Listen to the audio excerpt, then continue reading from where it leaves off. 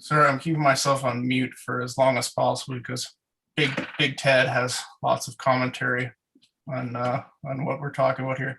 But so I will start by speaking to the point that you just said. Yes, I move that we send this report to City Council as an accurate summary of the activities of the Rural Advisory Committee for 2020. But then my next question is, after we have taken care of this motion, can I come back to a discussion point? Absolutely. Okay, so let's continue with the motion, and then we can continue on a sideline conversation on our vision for the outlook of 2021 to supplement that, so we have clear direction. Can I have someone to second the motion? I'll get it one day. Charles, thank you. All those in favor, please show your hand. Excellent. So that motion has passed. This report card will be submitted to council. Now, closing this conversation and bringing it back to our own self-assessment. John, please. Thank you, Madam Chair. And thank you to my fellow committee members for their input. So really what I'm getting the sense of is, of course, the Countryside District is massive, like obscenely massive, I would say, for one person to cover relative to the geographic space of the other districts of our city. It's silly, I think. So I'm wondering if this committee can lend horsepower, perhaps, by having this report to council. Because I understand this difference between things we move to get done and motions that get introduced, but it's almost, and I understand how we hit upon our work plan and say to city staff what we would like more information on. But could there be, I don't know, more of a feedback loop where council also says to us, we're not just going to put it all on our single Countryside councillor. We've got this whole committee here. We city council would like to know from the committee what's going on out there.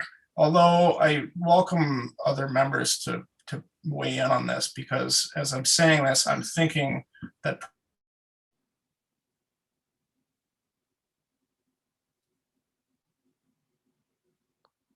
we lost him. Perhaps that little.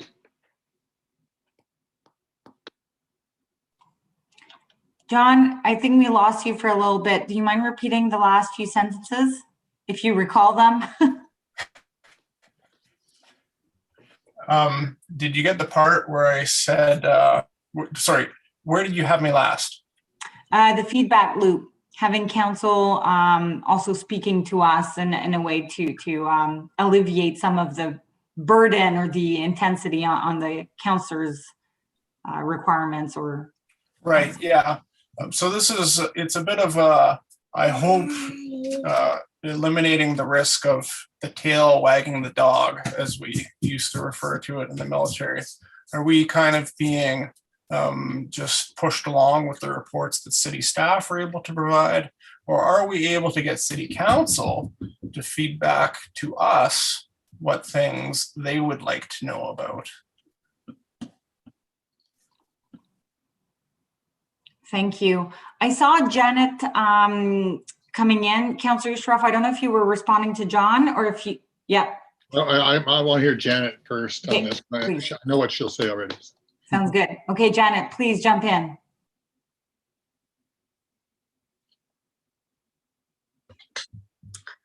Hi, everybody. Sorry for the delay. I'm participating from my phone, and I'm just not quite as quick on the Zoom controls through the phone app. In terms of feedback from council, of course, the committee does report to Kingston City Council.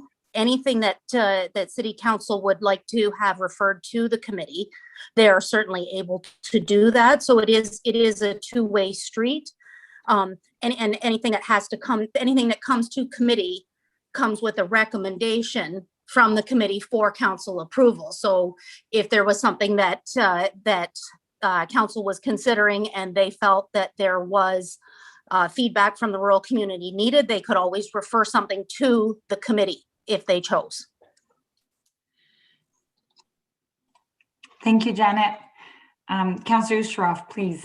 Yeah, Janet, and I'll need you here for one of the things. I think I understand where John's going, but the mandate for the committee is always what we look to, and there are times where I've thought the mandate is maybe not, but a little bit handcuffing for us as a committee, and so, but it is passed by council, and there's a very somewhat rigid guidelines for us of where we may go with it, with that mandate. And maybe it's something that we could review. So is that a role of our committee? Can we actually review our mandate? And if we wanted to add to it, how would we do that, Janet?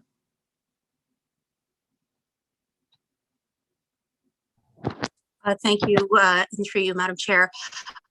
Yes, it's certainly within the right of the committee to request a review of their mandate. It would, it would be additional work for staff. It would necessitate, a review of rural advisory committees in other, in other communities and that sort of thing. Public engagement, so on and so forth. But this is the reason why the work plan is brought to the committee. Yes. Yes. And it's there for the committee to review, amend, and approve. So if there are things that the committee would like to see added to the work plan, that's what you should do. Yes. Yeah, thank you for that, Janet. And through the chair, sorry, Jose, that is really something that I think might be something that we could explore, or I think Janet and through John Bolognoni, if there's a way to fit it in with the current mandates, particular topics that we need to examine more or that are important to us in the rural area, we will find a way to fit them in. I know Janet will, I know John will, and so that's really important to council as well. We're a large geographic area, but we're the very similar every councillor has very close to, I think 12 councillors have about 10 to 12,000 residents. So and so that's not it's possible for one, but it is a lot of work for sure. It's good, but I do like to maybe talk to you, John, further about some of that, and maybe with Jose sometime to see a little more substance to what you're saying and how that might fit, Jose,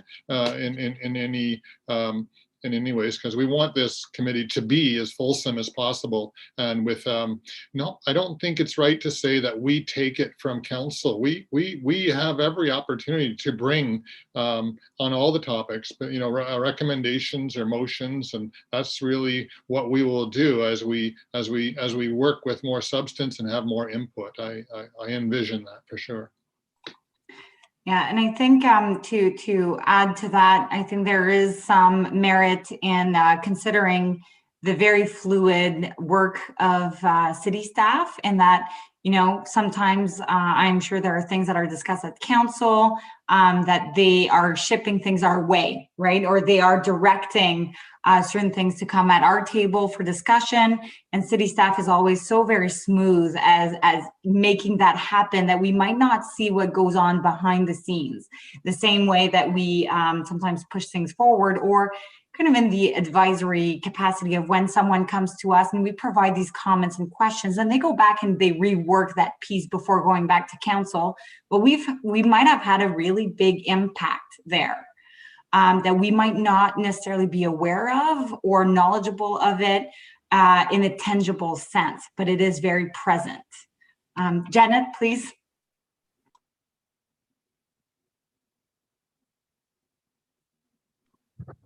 Madam Chair, I think it's also important for the committee to remember that it's not just items on the work plan that have been brought to the committee in recent years. So there have been a lot of what I would say maybe are unsolicited items that have been brought to the committee at staff's doing that were not necessarily items that had been identified by the committee to be included on the work plan. Two that come to mind are the animal control bylaw and the outdoor burn permit. neither of those were indicated as a work plan item on the 2020 RAC work plan, but both of those sort of unsolicited requests were brought because staff sought the input from the rural community. So it's important to remember, you know, if there are a dozen items, and I'm just pulling a number out of thin air here, but if there are a dozen items listed on a work plan, that's not all that's coming to the committee. So when we get to this point next year and we're doing the review of the work plan for what's happened this year, I expect that there will be things that were brought forward that were not necessarily included on the work plan, because as items arise for staff are being much more proactive than they have been in past iterations of this committee at bringing those information reports to the committee to seek the advice of the Rural Advisory Committee. Thank you for mentioning that, because it's something that I've realized since I've been on the committee since late 2014. And this is something that has been very remarkable in those years for me was now people are coming to us, right? Like there is interest in having conversations with us. And I think that that has merit in itself, and it's very smooth. The flexibility is very appreciated, because if we didn't have that flexibility, and it would be a rigid committee, then we might not be able to welcome all of these very fruitful conversations. So I personally feel very pleased and happy to see how this committee has progressed, at least from my short-lived experience since 2014, which I can see quite some meaningful progress in the way that City has consistently advocated on our behalf to bring staff to us so that we can have these conversations in a very smooth way, in a way that is very difficult for us to see, because all of that behind the scene work is done by staff that have incredible expertise in making that happen while taking no credit. So I do want to recognize all of this work that's been done. Certainly it is remarkable to me, maybe because I saw the 2014 iteration where it was a little bit more difficult to get people to us. And I'm hoping that we can keep that momentum going and keep the conversation relevant. And I think this is where Allison hit the spot for me when she says, you know, economic development. That's it. That is a really important conversation. And I think the Smart Kingston, the broadband, I think the 2021 work plan is a really good one, but I am biased and subjective on this matter. So yeah, I do want to give thanks, Janet, to your team, Julia, Elizabeth, anyone from the city. I do want to give thanks for this great report card in 2020, despite the exceptionally difficult year of COVID, and hoping that 2021 we'll roll up our sleeves and get our hands deep into very meaningful conversations. Anyone else? I feel like this is a very fruitful conversation in having a retrospection on our work. And I think this is very valuable, at least for myself, for reflection. And as we move forward, knowing that we have 6 months to go, and then we have another work plan to discuss. Councillor Usharov, please. Yeah, thank you, through you, Chair. Just one question I have, and maybe for Janet too, does this committee ever go into in camera, or that's not what we can do? In my memory, through you, Madam Chair, to you, Councillor Usharov, in my memory, there has never been a need for this committee to go into closed session. Okay, but it is possible. Every committee can. Yes, they would have to meet one of the criteria set out in the Municipal Act. Okay, I'll find out what that is. I'm just curious. Okay, thanks. Okay, perfect. Well, thank you for the conversation. I really appreciated being able to dig a little bit deeper on not only the governance structure, on how conversation happens between us and council and the role of staff in that, which is an extremely important role in making things happen in a way that we have no idea But I do want to move forward on the agenda, which is ultimately going through number 8. We have no motions. There are no notices of motion.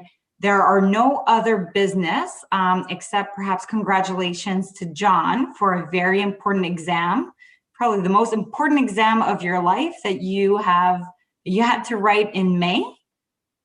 So just wanted to send congratulations to John for this very important exam. Did you receive your results?